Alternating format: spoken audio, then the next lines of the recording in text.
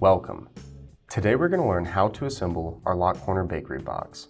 First thing first, crease all of the edges. This will make the assembly process go a lot smoother.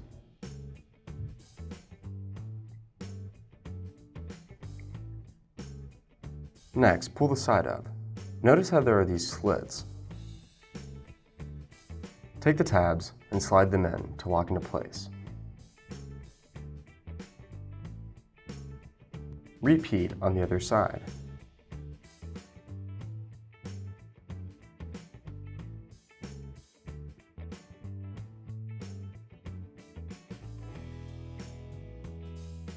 Next, close the top.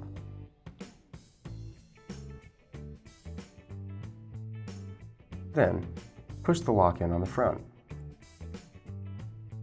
You now have a Lock Corner bakery box. Thank you for watching.